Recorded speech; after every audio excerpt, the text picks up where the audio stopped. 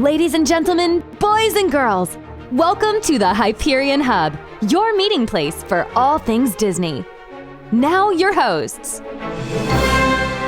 Hello again, everybody, and welcome to the Hyperion Hub. I'm John Alois, and joined by Sean Degenhart. Hi there. And John Redlingschafer. Hello there. We're going to start our show off this week, as we do most weeks, and talk about our Disney views. And this week, I'm so excited, guys. Marvel 616, the docuseries on Disney Plus, just released their trailer. And first of all, I have enjoyed every single documentary series that Disney Plus does. And now we're moving into a Marvel world. And we're going to look at some of the history of some of the characters and how Marvel relates in everyday life. And I'm jazzed about this. John, isn't this, you mentioned kind of generally, but is this really anticipating to be a drill down into the origin of some of these lesser known characters? What are we bound to expect out of this? So I don't think it's going to actually look at the complete history of some of the characters, but they are going to take a look at some of the unique ways that some of these characters have been portrayed. I think one episode is going to dive into the Japanese Spider-Man version that that exists from the 1970s and early 1980s, cosplay, and the types of costumes that people wear at various conventions. It's 8 episodes, so they can go in many different directions. Marvel's obviously one of their standout divisions, and I've always wanted to see a documentary on Marvel. And now you've got a Disney production behind it, and we all know what they can do with some of these shows on Disney Plus. Prop culture, what they did with Frozen 2, Imagineering, of course, and others down the road. All right, up next, we have a very special guest. He's the creative director of the Walt Disney Hometown Museum in Marceline, Missouri. Peter Whitehead joins us at the Hyperion Hub. Thank you, Peter, for joining us. It's great to be here. Thanks for inviting me on. The Hometown Museum is a place dedicated to Walt's early life in the town of Marceline. It's a historic building, wonderful facility. Why don't you tell us about the museum? Yeah, it's about 10,000 square feet. That's full of pretty immersive gallery space. The pieces in our museum were given to us essentially by Walt's sister, Ruth Disney Beecher. So when she passed away, she was of the family members, the Disney family members who lived in Marceline. She, Walt, and Roy, as children, spent the most time in Marceline. So they had the most kind of heart connection to that community. So when she passed away, there was no doubt that she wanted that story told in that community. So she had been collecting probably her whole life, celebrating her brothers. They were very close, very tight. And when she reached out to our executive director right now and said, I have pieces for the museum, she wasn't sure what that meant, our executive director. So she went with apparently a banker's box and thought, I'll fly out and I'll bring a cool little collection back, and we'll do it at somewhere on Main Street or in the City Hall. And she came back with a truck full of about 4,000 artifacts that had to be very diligently looked through and documented to tell that story. It's in a 1913 Santa Fe railway station. There is no better place to have the museum in Marceline than in a beautiful, beautiful old train station. Very significant for Walt in general, in particular. He loved trains, as we know. Some of those personal items I've actually looked through, and there's some great letters between Ruth and Walt, and some great correspondence. Can you talk about some of those items she donated? Yeah, as you said, there are a lot of family letters. It really does give an interesting glimpse into that family and the dynamics of that family, because those letters flow through some really traumatic times in their lives. They talk about their parents passing away. There's some really interesting moments that a family doesn't necessarily share with the public, but they grieve quietly together in those letters. So it's interesting to sit down there. You always know if there's a real true Disney fan coming through the museum, because they will wait for you patiently to open the doors at 10 a.m.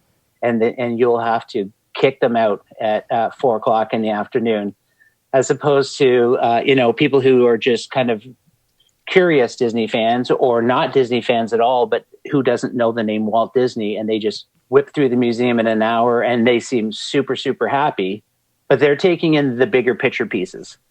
So, Ruth gave us a television, which seems like such an interesting thing to give. But at the time when Disneyland was opening, Walt, of course, invited his sister to attend. And she said, Walt, I don't like crowds and I just don't want to travel. So I'm going to stay home, but thank you for the invite, which just sounds so loopy to me as a Disney fan that you do not go to the opening of Disneyland, but that's okay. So Ruth says no. And Walt says, well, watch it on TV because it's going to be on TV. And she said, Walt, I don't have a television. And Walt sent her money to buy a television to watch the opening of Disneyland.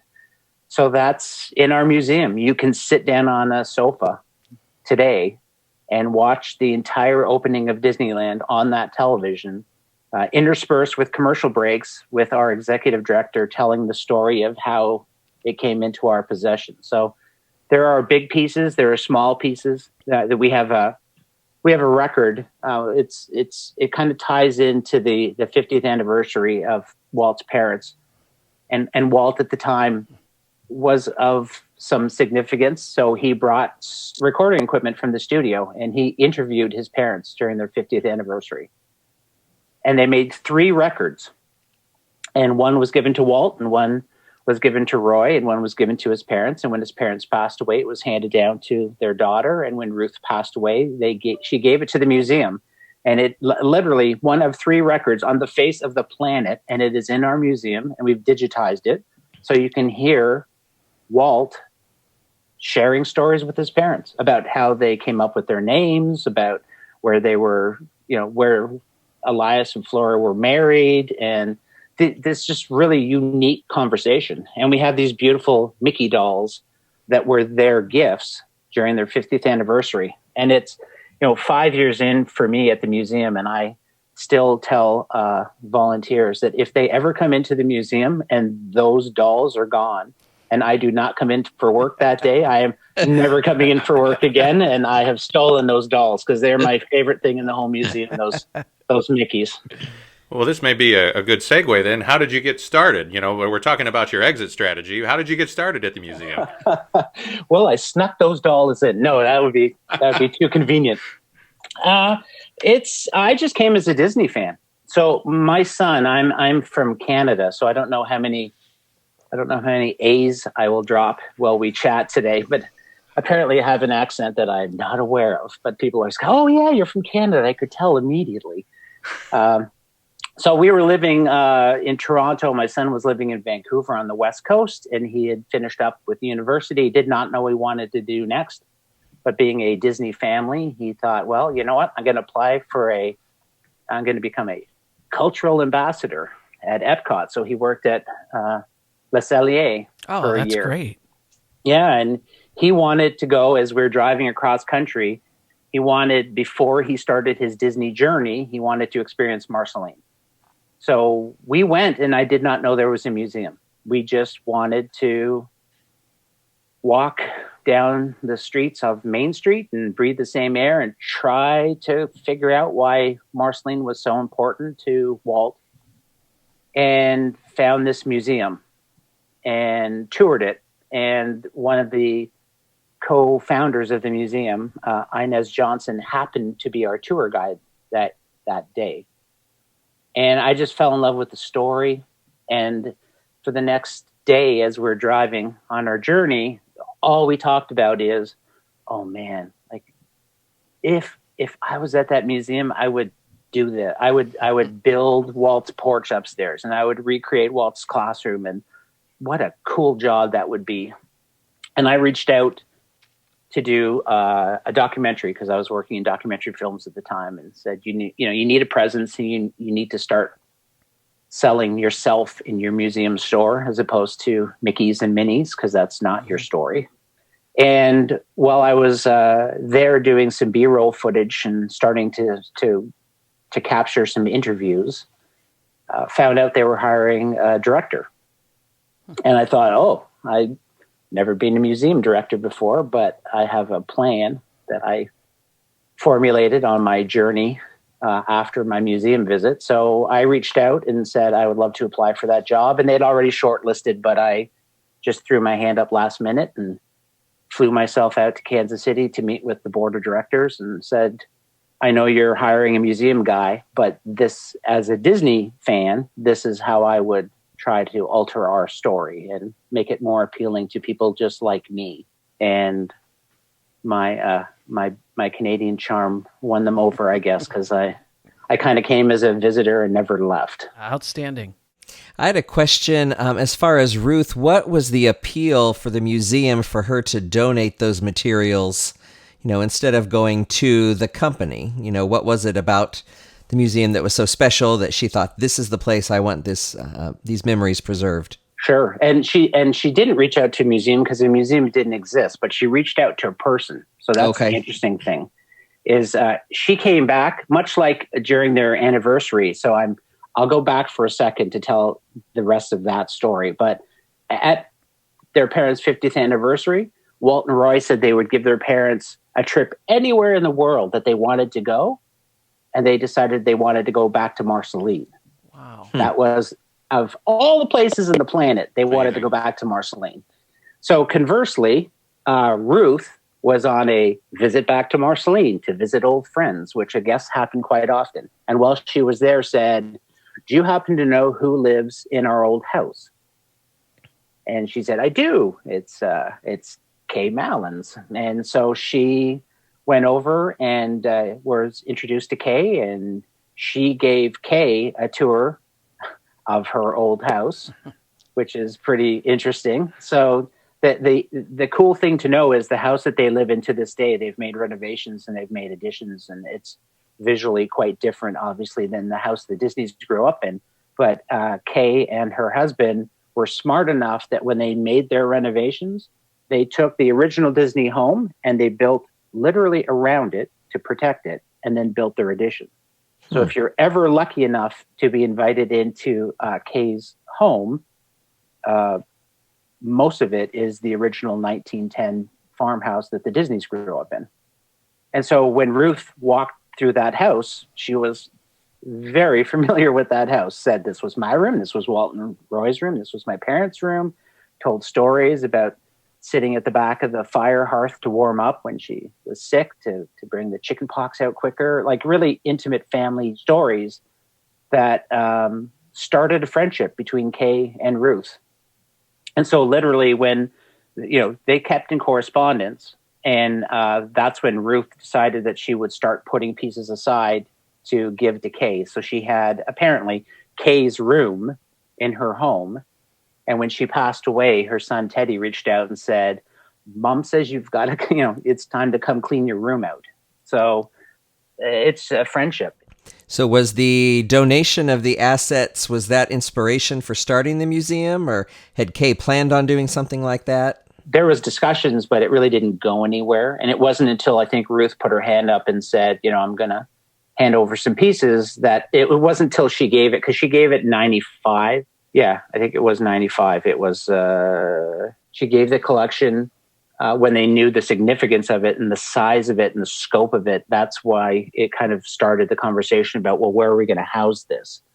And it was a group of locals who came together and purchased this amazing 1913 Santa Fe railway station that had been not used for a decade, I think, or longer. They just redid one room in that museum. So if you come to our museum now, it's the Marceline Gallery. That was our museum. Our museum was only scheduled to be open for 3 days to celebrate Walt's 100th birthday. And sure enough, next year we celebrate our 20th anniversary. So when people just keep coming, you just keep opening the doors, and 3 becomes 20 years. So we've slowly taken over other spaces in the museum. So now when you walk in, you get a kind of a 10,000 square foot space to explore as opposed to a 1,000 square foot room to pop around in. I'd like to transition a little bit to the town of Marceline. Walt spent 5 years there, I believe, and those were so significant for him. I mean, he has quotes throughout his life, couple of them that I looked up. I hope the youth of today and the future know a childhood as happy as was mine in Marceline. And my favorite, more things of importance happened to me in Marceline than have happened since or are likely to in the future. Why is the connection so special between Walt and the town of Marceline, Missouri? Well, I think for sure it has to do with age. It's hitting Walt at a really unique time in his life. He's left the very big city of Chicago and come to this very idyllic small town, partially because of his uncle who had purchased property. And when the 2 oldest boys, Herbert and Raymond, were running with the wrong crowd in Chicago, that's when they decided they needed to get into a smaller town. And it was Robert, it was Elias's brother, who said, I suspect, as you look at small towns, why don't you look at Marceline as a possible place to live? So when they ended up there and purchased that property, all of a sudden he had 40 acres to run around in. He could go downtown anytime he wanted. When you talk about his love affair with trains, it did start there for sure. I mean, I suspect it's the first time he was on a train is taking it from Chicago to Marceline. And then his uncle Mike Martin, was a conductor on the railway and would literally stop if Walt heard the train. So he had this very specific whistle toot that he would do. And if Walt heard it and he could run to the tracks fast enough, Mike would slow down, pick up Walt, and they would go into town together on the train. So really weirdly magical moments for a young boy who is hitting his stride. I don't remember much of, before I was 5. I'm sure I was a troublemaker. I have no doubt, but I don't remember it, so I can deny it. But that sweet spot of 5 to 11, where you start to develop who you are as a human being, that absolutely happened in Marceline. So when you talk about things like that quote, more things of importance happened to me in Marceline, that quote hit me so hard when I came to Marceline because it was given in 1938. And in 1938, Mickey Mouse is known all over the globe. Snow White and the Seven Dwarfs is so successful a film that it prompts him to build a brand new studio in Burbank. He's won 2 Academy Awards for Silly Symphonies by that point. And then when someone asks him about the most important thing in his life, his answer is Marceline. It's incredible to me, the timing of that quote. And so I think when he left Marceline, even though he was only there for 5 years, it's where he saw his first film. He saw his first live stage play. He started attending school for the first time in Marceline. He started to draw. So he drew under this cottonwood tree, nicknamed the Dreaming Tree. So many firsts happened to him in Marceline. It would be almost impossible to live the rest of your life and not vicariously transport yourself back to Marceline, even if it was not as idyllic as he might remember it to be. Mm-hmm. Because the day that he left Marceline, his dad had bought a paper route in Kansas City. So he was delivering the Kansas City Star twice a day, I believe, very early in the morning, maybe even more than that. But he worked for the rest of his life, like literally for the rest of his life, the day after he left Marceline. So how is that not magic? Because that is the only time he got to be a child. I just think it harkens back to those memories that you just never forget. And they trump out all the really negative things that ever happened to him. You're always looking for the most positive things in your life, as we all are during a global pandemic. But it's an interesting time. Speaking of that, you guys are currently open with safety precautions in place. Regular times. Where can people find out more information about the museum? Yeah, well, they can go to our website for sure. So waltdisneymuseum.org.